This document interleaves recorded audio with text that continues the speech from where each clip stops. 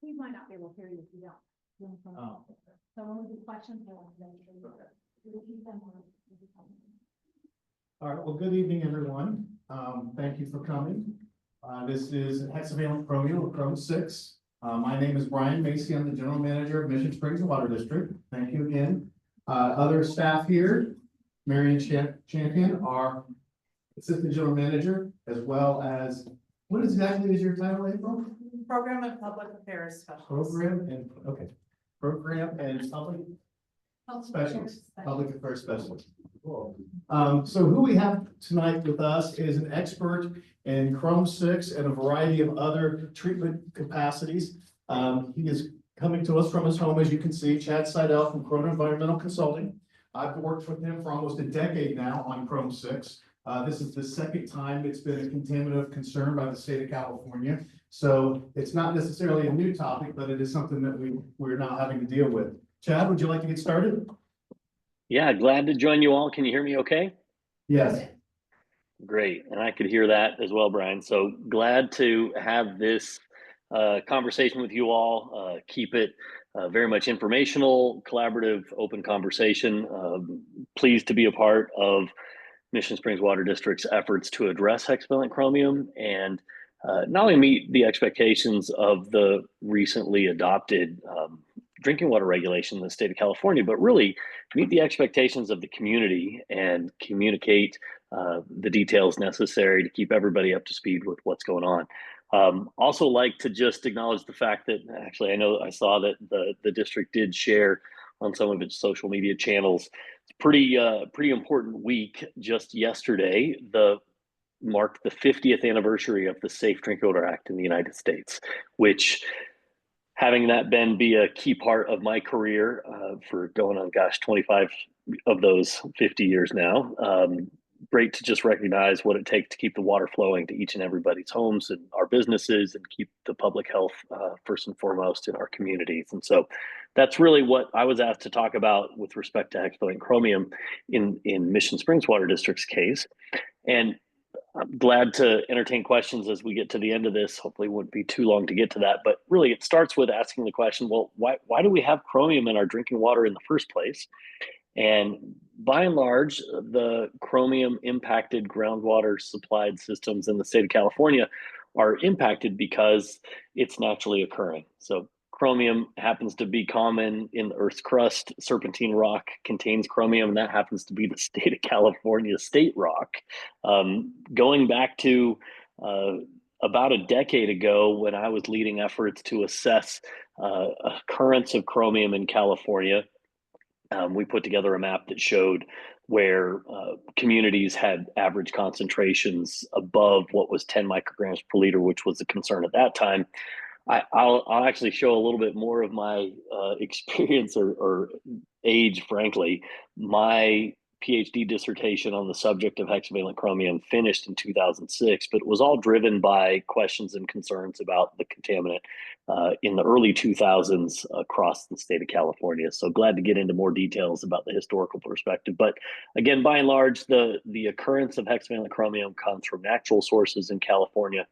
The State Water Resources Control Board more recently compiled data from 2012 to 2022 and showing the range of concentrations across drinking water sources that they assessed for their regulatory assessment. And so you'll note as that gradient goes from blue to red on the concentration scale in terms of micrograms per liter, the concentrations in that green concentration range and higher up into the yellows and reds indicate places that would be of concern above the newly established 10 microgram per liter MCL.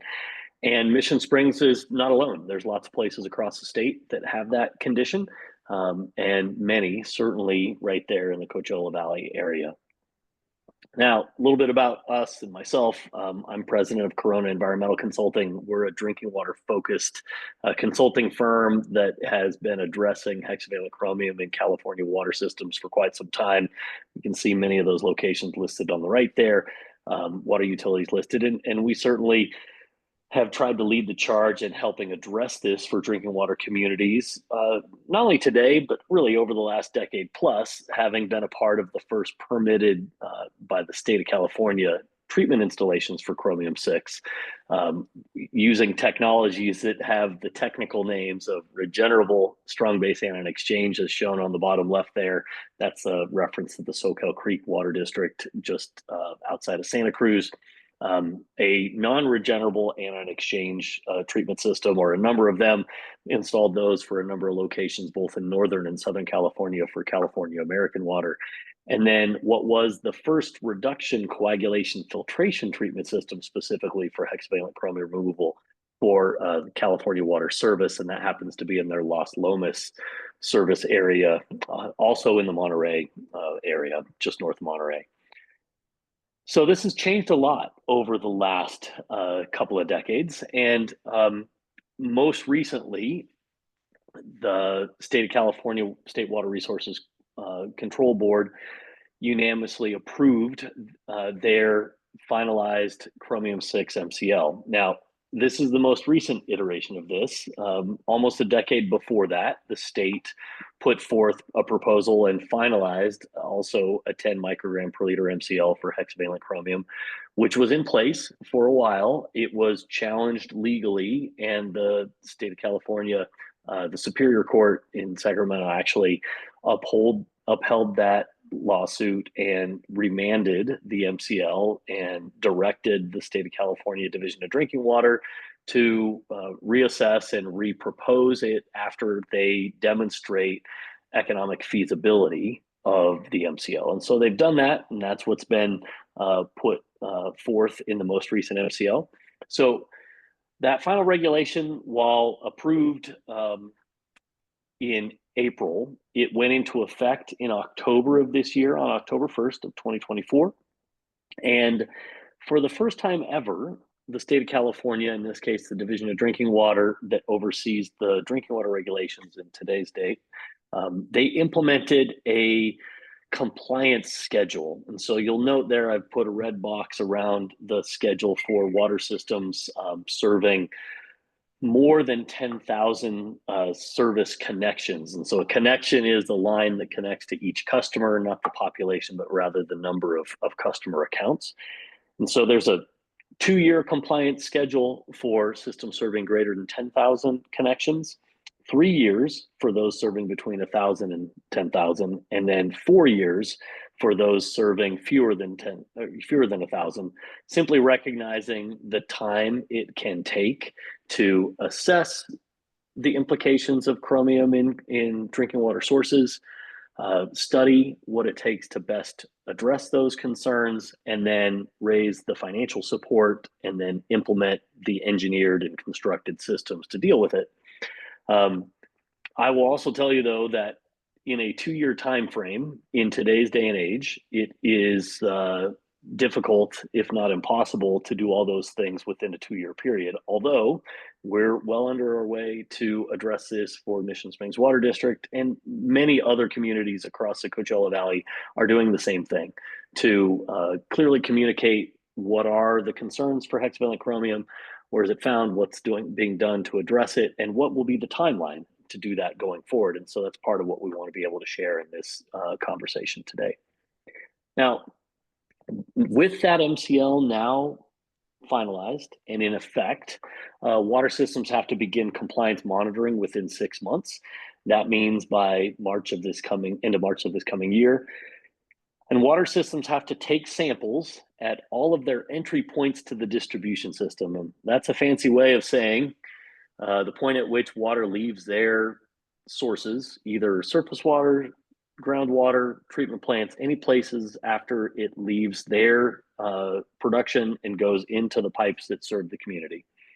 And each one of those locations has to be sampled quarterly, 4 times a year, and the compliance with this new MCL of 10 micrograms per liter of hexavalent chromium has to be calculated by averaging those values on a running annual average of those quarterly samples. So you get 4 results, you average them, the next quarter you get a new result, you average it with the prior 3, and you keep moving that temporal averaging going forward. which really means that you can have sample results above and below that 10 microgram per liter value, and in some cases average them out and be in compliance. And the reason why the state creates a running annual average compliance calculation is that the health endpoints associated with hexavalent chromium are long-term. And they require attention over a long-term basis. They're not acute health risks. And so even if concentrations are above the 10 microgram per liter, if they're average below, that's acceptable for the MCL compliance. Now, if and when the 10 microgram per liter MCL threshold is exceeded, there's a few things that are going to have to happen. And the MCL, the rule package describes this. The first thing is within 30 days, water systems are required to issue a tier 2 public notice. And that just is standard language that says, we're doing what's expected with the rule. We're collecting samples. And if and when those samples exceed the MCL, they'll communicate that via public notice. Now, within 90 days, there's a new requirement, and this actually hasn't been the case for any other drinking water MCL before in California, and that is to submit a compliance plan to DDW, or the Division of Drinking Water. And that compliance plan is to tell the state and the community what is the water system doing to achieve compliance by the time that effective date and compliance date come to pass. So in this case, what's happening between now and October of 2026? The following year, after exceeding the MCL, you will include those details in the consumer confidence report, although really almost every water system is going to include what their background concentrations are in all the consumer confidence reports, just to be clear and transparent about what the concentrations are. And then once the plan is moving forward to address those concentrations, the Division of Drinking Water will receive an operations plan that says, this is what we're doing, this is what the treatment is, or this is what the approach is to achieve compliance. So lots of communication with the state under the Division of Drinking Water, and lots of communication to and with the community, so you know what's going on. Here's just a graphical version of it, and figure it'd be worth talking through it. So the effective date in October happened. As we move into 2025, compliance monitoring on a quarterly basis is going to start by the end of the first quarter. And depending upon the concentrations of chromium in given water sources, they will trigger the public notice compliance plan 30 and 90 day timelines, depending upon the concentration. So, if this isn't the case at Mission Springs, but for a water district that has a high concentration of chromium in their groundwater, perhaps exceeding 40 micrograms per liter, it would take just one sample to exceed that 4-quarter running annual average above 10. What the reality is, as you'll see for the Mission Springs water sources, is that they're much lower concentrations, just at or just above the 10 microgram per liter for the ones that are concerned. And many of the water supplies have concentrations that are well below the hexavalent chromium MCL of 10.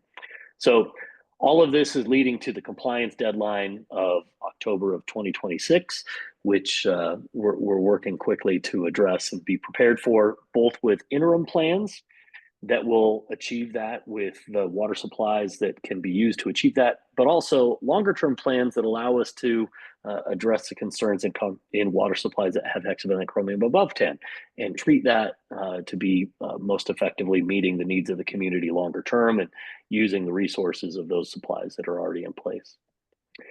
Now, I want to just show you the language that the regulation requires. So Tier 2 public notice will include typical contaminant origins language that says, where does chromium come from? And it talks about erosion of natural deposits, transformation of that into hexavalent chromium by natural processes. But then there's also things that can contribute from human activities, like discharges from electroplating factories, leather tanneries, wood preservation, et cetera. And so that language is required by the state to put into that public notice. But as we know, in the water supplies impacted in the Coachella Valley area, by and large, it's pretty widely known that it's naturally occurring. And there are some points that direct us to why that is the case. Now, On the right-hand side is the language for health effects. They talk about some people that can consume water containing hexavalent chromium in excess of the MCL for many years have an increased risk for cancer. And then it will talk about we'll have to include language about exceedances prior to the compliance date that talks about, we're doing the things necessary to achieve compliance.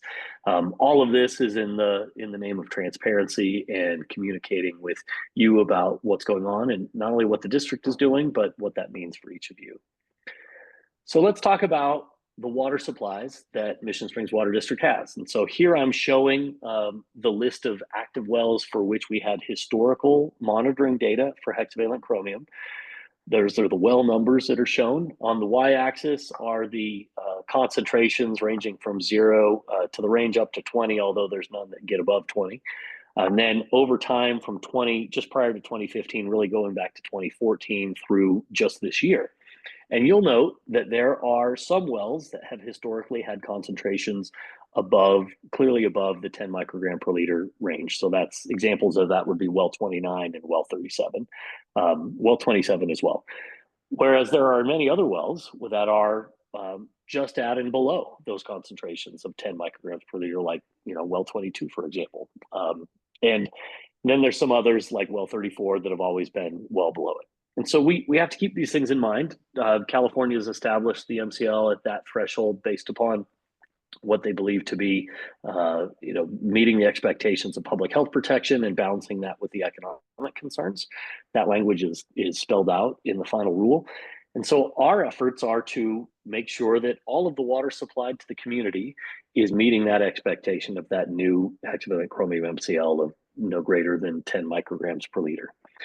So we needed to get a little bit more information. And so this is a similar graph, just a little bit more time series, zoomed in with additional samples collected since July of this year through just this last month, because we know that hexavalent chromium concentrations in different groundwaters can change over time. They can be influenced by a lot of things. It can be changed by drought periods, wet periods, can be changed based upon how much a given groundwater well is pumped or not pumped if it's idle for some time.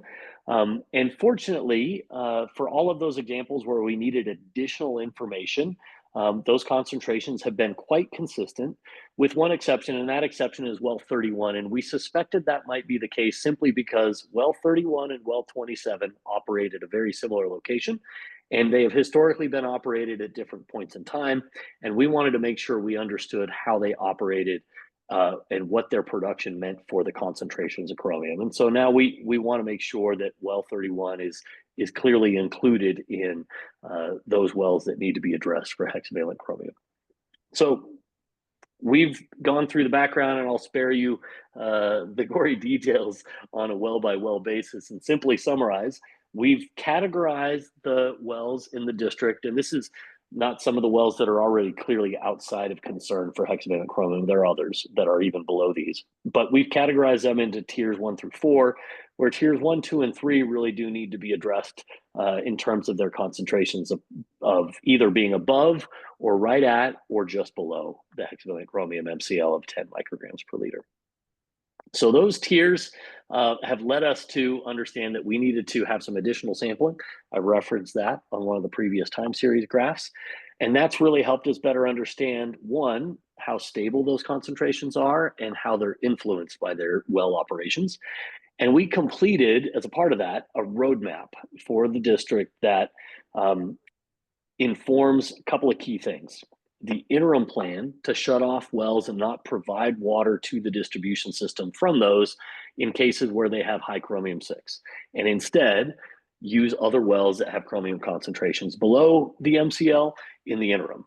There's also an effort to bring online new wells or bring back online wells that were used previously that haven't been operable for a while that have lower chromium-6 concentrations. And that's all been underway. The operations staff have been working diligently to be able to understand how those water supplies can contribute water to the overall water system, and that water can be moved around to replace water supplies from wells that have concentrations above the MCL. Now, that sounds great, and we are hopeful that that can work well for a long time to meet the needs of the community and meet the expectations of low concentrations of hexavalent chromium. But at the same time, we know that those wells that have had higher concentrations historically, they're valuable water resources. And you living in the desert, you all can appreciate the fact that even when water has concentrations of concern for hexavalent chromium in it, we don't want to abandon those supplies. We want to be able to address those with appropriate treatment to be able to use them into the future, because sometimes wells fail hydraulically, sometimes they need to be modified, sometimes they need to be maintained. So there's a lot of good assets that the community has at their disposal through the district's maintenance and use of those well sites. So we've looked specifically at wells 27, 31, 29, and 37 as those that really warrant the most specific attention for treatment. And based upon the water quality conditions, not just chromium, but other things like sulfate and nitrate, even the pH of the water has an important influence on how we can most effectively treat the water to remove the chromium, to lower those concentrations and to deal with it most effectively for the waste that's generated and ultimately the cost. And so we've recommended, based upon that review, that RCF, for reduction, coagulation, filtration, move forward for those impacted wells. And just to give you an idea of what that looks like, top right here is a representation of it. Bottom right is the very first of the kind of that treatment system that we directed the installation of in Los Lomas, California years ago. And simply put, if you can see, I don't know if you can see the cursor, but water comes up out of the well. You add ferrous, which is a simple iron coagulant, very common water treatment process. It's mixed in the water. It's given a little bit of time. We show here about 2 minutes. That chemistry reduces the chromium-6 to chromium-3. Chromium-3 is a known micronutrient, not of health concern and not directly regulated in drinking water. But then those iron particles are further oxidized with the chlorine, and then the iron and chromium particles are all filtered out with a standard groundwater treatment filter. As you might expect, those filters fill up with those particles, and then on a set time interval, anywhere from maybe every 8 hours to every 24 hours, they're backwashed. And that backwash waste goes to a backwash tank and then generally gets discharged to the sewer system, where the sewer system is readily equipped to deal with both that water and those solids. Now, that's part of the additional effort moving forward to make sure that that's all in place. And that will likely represent the most efficient performance and cost alternative to address it. Now, on the left, we're showing one subtle difference of looking at how to install that treatment technology either at individual wells or combine multiple wells to one site and treat it at one location. The difference between those is the piping. You have to put pipelines in between those well sites to the common treatment system, and there's costs associated with that. We're trying to balance the difference of those. So that's still work that's underway. So that is the big picture, high level overview. I know there must be additional questions about what that material means for the community, what it means for you, and I'm glad to answer those questions, and glad to see you're a part of being interested in what it takes to continue to supply safe, affordable, and reliable water to the district and the community there. Does anyone have any questions?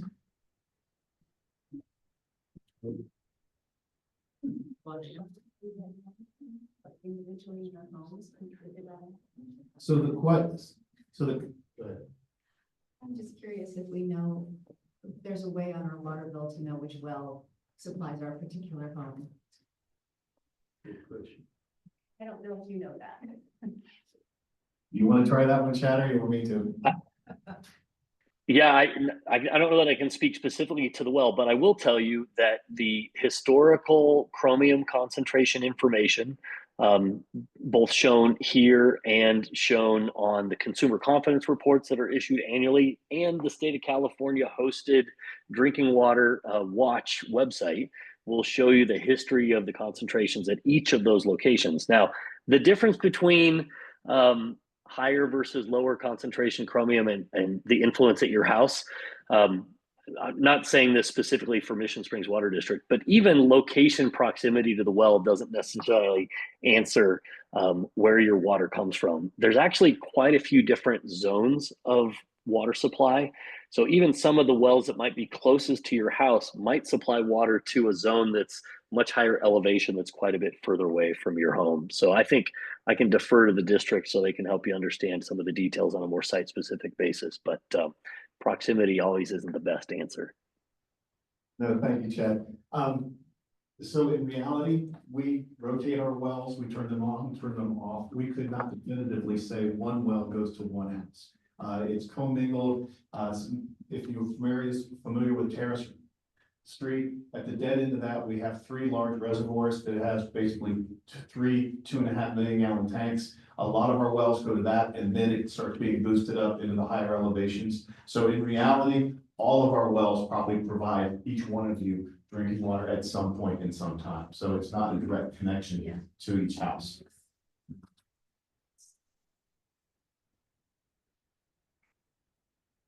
Would any of the basic water filters have any relevancy on filtering this? Yeah, I can speak to that. There's a wide array of home water filters, whether they're pitcher or faucet mount or whole house installed systems. And we always recommend, if individuals are interested in further treating their water at their home, that they look to see if they have what's called NSF certification. The Water Quality Association maintains a database that on their website that allows you to search by contaminant. I will tell you that by and large, the hexavalent chromium concentrations in these types of water supplies are mostly readily removed by those types of systems. And there's some published information on those details in a number of locations. I think the other key thing to keep in mind is the time period associated with this. I'm not going to I won't take odds or take issue with the state's regulation and the development of that, but keep in mind that it is at least a 70-year time frame for at least 2 liters of water consumed per day to get to a pretty considerable low risk associated with the exposure to this. So by no means is there an urgent, immediate action required. I really do think the district's efforts to address hexavalent chromium at the well sources is protective and will be meaningful for the community to address that. But there's also other things that are just customer preference. Some people want to use a filter just simply to remove the chlorine taste, which has no health concern whatsoever. So all open for the community to come to those decisions together.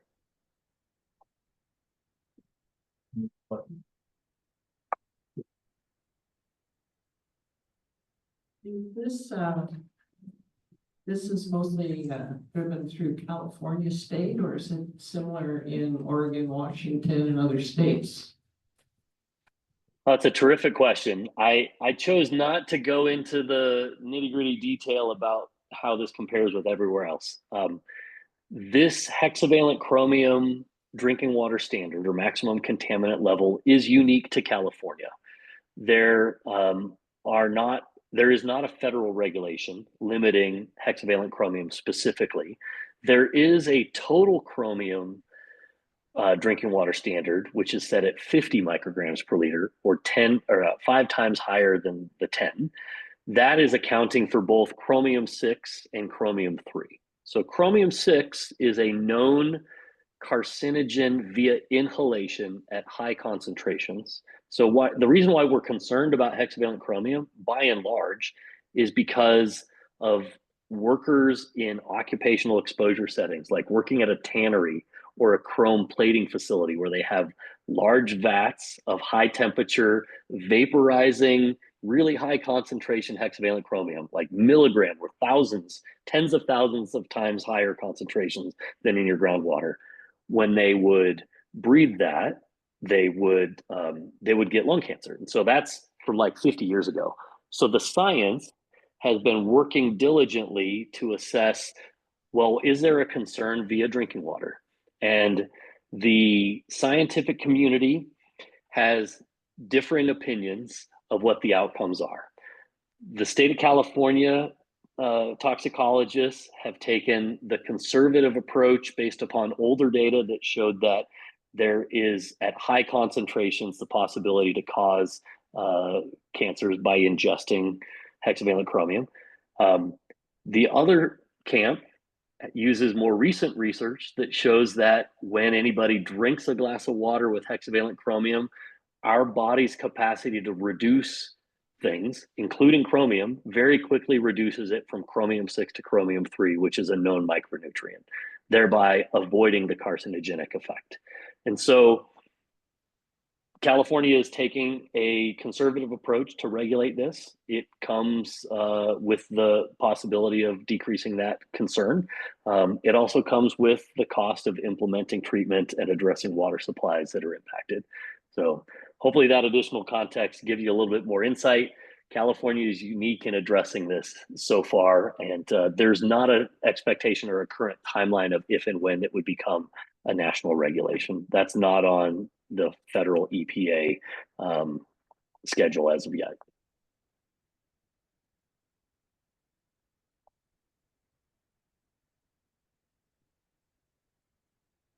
CCA is a compound they put on telephone poles and things, right? Is that right? I don't know that I heard the first part. What did you say was on telephone poles? CCA, copper chromium arsenate. Yes.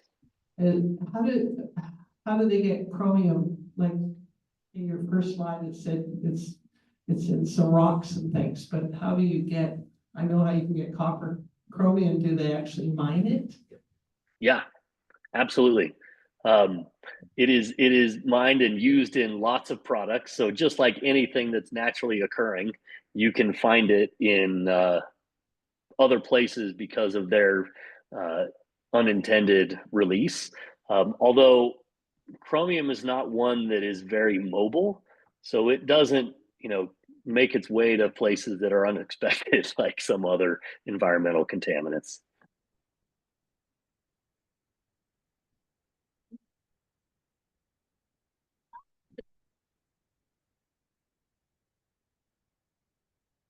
Are there test strips that can be used to determine in drinking water out of the faucet, whether there's chromium or content?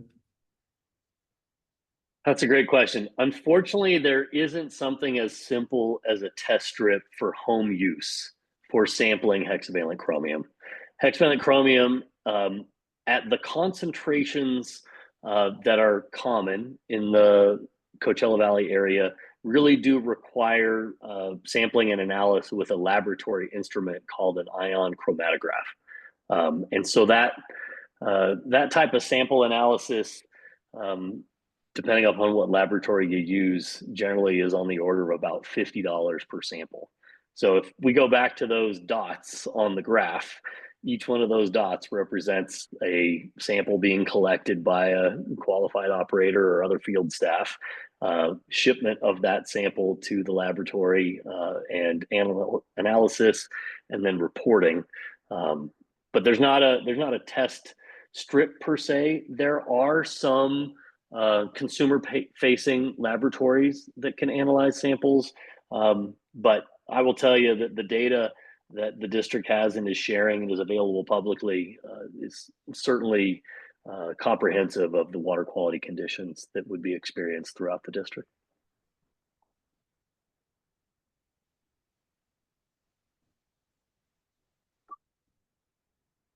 Just a little bit off the subject, would the nitrite levels be a concern for Coachella Valley here?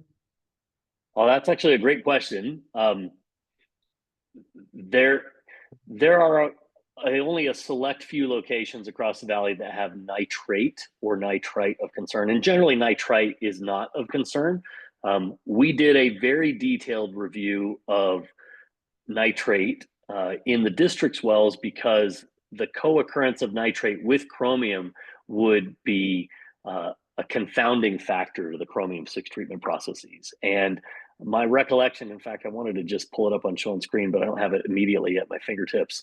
The nitrate concentrations and nitrite are really low, almost indistinguishable. So not a concern at all in these wells that we've been talking about.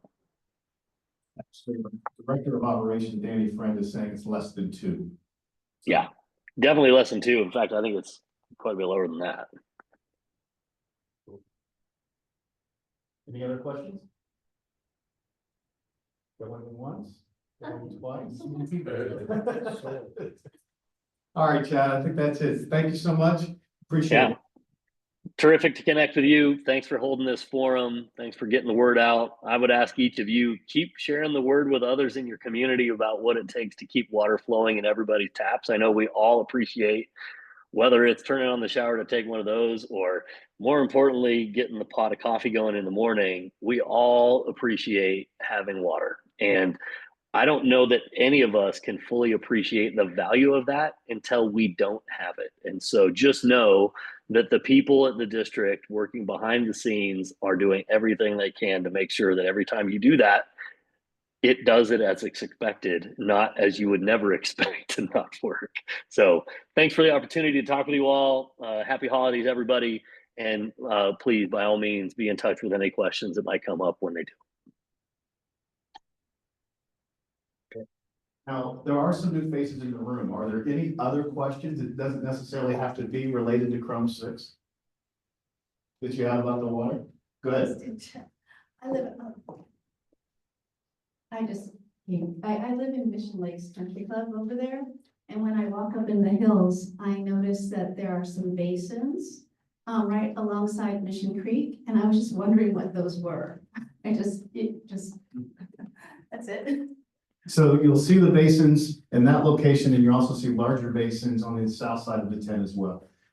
So everything in the Coachella Valley is groundwater, but obviously there's groundwater. It's got a finite quantity, right? I know we get a lot of natural recharge, but we also have to bring in what they consider artificial recharge. So what we do is we bring in Colorado River through aqueducts and things like that, the canal system that was built by the federal government and also independently from other purveyors. And we bring those into those ponds. So those are strategically on the north side of the Coachella Valley, and everything flows down the Salton Sea. So we're putting it at the top end of the basin. So the areas of benefit are the entire Coachella Valley, all the way down to Indio.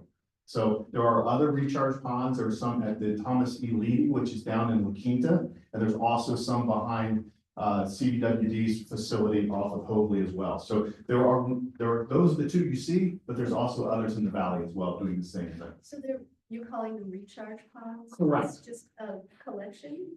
So It comes from the Colorado River? correct. Okay. So almost all of the area in the Coachella Valley has about 1,000 feet of sand and rock, cobbles and things like that. So because we have such a porous situation like that in the geology, we can then do the recharge just about anybody and get it down to the ground. So our aquifer is always being replenished by the Colorado River or natural runoff.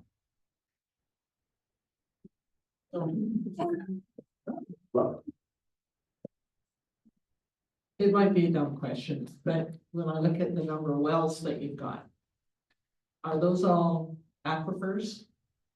Or are they being fed some other way? Or like, I know we've got hot springs here in Desert Hot Springs, and I know that comes out of the ground, but I don't know exactly how that works. Like, are they never ending kind of aquifers as long as we keep getting rain? Yeah. So Desert Hot Springs is unique, obviously, and what it is there are fault lines that block off a certain section of the Desert Hot Springs basin, and that's where the hot water comes from. Everywhere else in the Coachella Valley has just basically one giant aquifer. We have roughly 39 million acre feet of water beneath us, one of the larger aquifers in the world, actually. And from that perspective, that's where all of our water comes from, and that's where all of the wells tap into. There are other locations, if you get down closer to Indio, where there's an aquitard, because all this used to be underwater at one time. That used to be the bottom of the lake that used to be here, and that sort of blocks off the higher elevations or the lower elevations, and City of Indio and Coachella, they all go underneath that aquifer because that's the better water. And it's also the way you know where that aquifer part is because they have artesian conditions. Now that a lot of the usage has gone down, there were some issues there where the wells actually, at the top aquifer, actually water comes out of the ground, so they had to cap a lot of those. So for the most part, all of our wells, especially up here, they go right into one big aquifer and we're all taking from the same one. So as much as we want to brag about our water, everybody's got almost the same water. There's different constituents as Chad talked about, but because ours is naturally gets the runoff off the mountain and we get it first, that's why ours is the best. And India has their own water group. So yes, so you have basically 5 large water purveyors in the valley. You have the state water contractors, which is Coachella Valley Water District and Desert Water Agency. Those are specifically to bring in water. Both of them also have retail agencies. Mission Springs is a retail agency. The City of Indio Water Authority. The City of Coachella has Coachella Water Authority. So those are the 5 big ones. The 6th one, if you want to consider it, is Bermuda Dunes Country Club. They have their own water system there as well. So there's actually 6, what I would consider municipal, but that particular one is called a mutual. It's set up a different way and has to go through the PUCO and other things. We, for the most part, follow the other 5, all follow the same situation, go through the same regulatory requirements. How deep is that aquifer? So the USGS basically stopped looking at it, if you will, at 1,000 feet. So basically, when I say 39 million acre feet, it's just the first 1,000 feet. There are other areas that goes deeper. They run into bedrock in some locations, but for the most part, they consider the first 1,000 feet part of the aquifer, if you will, but it does go deeper. So from that perspective, there may be more water, but usually the water quality isn't as robust as it is in that first 1,000 feet.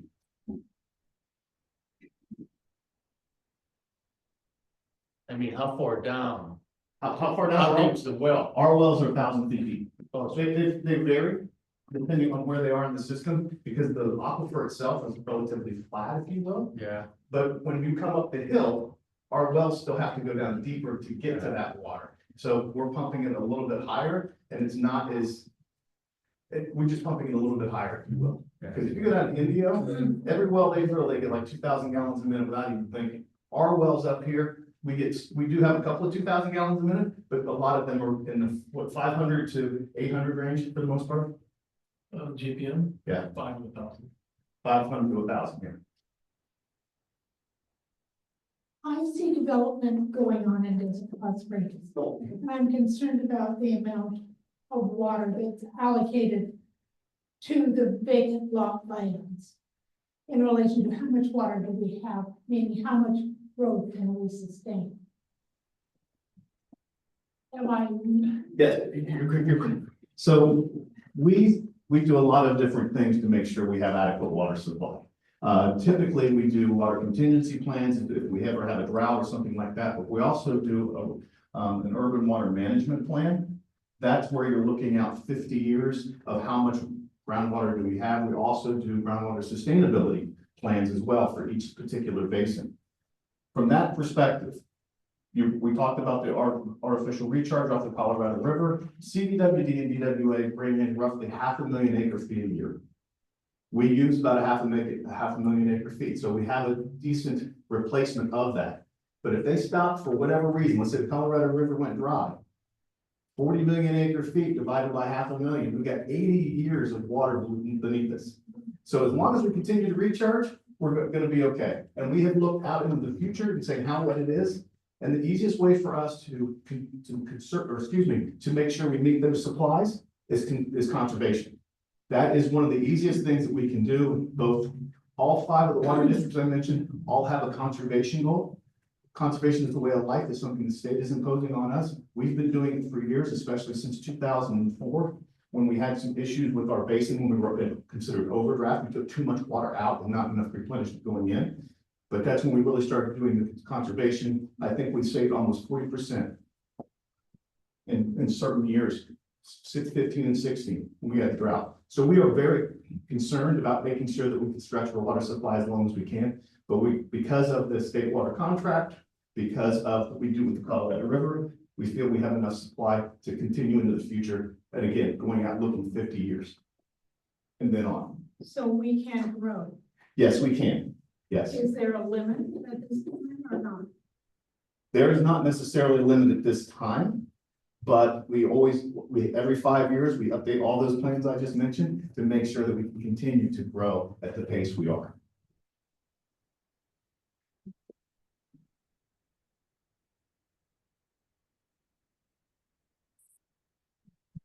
So you say, as long as we recharge, we've got 80 years out, the recharge means the runoff from the mountains and like if the Colorado River, I know there's political reasons why, we're worried about that coming back, but is the recharge coming from other sources? Is that what you mean?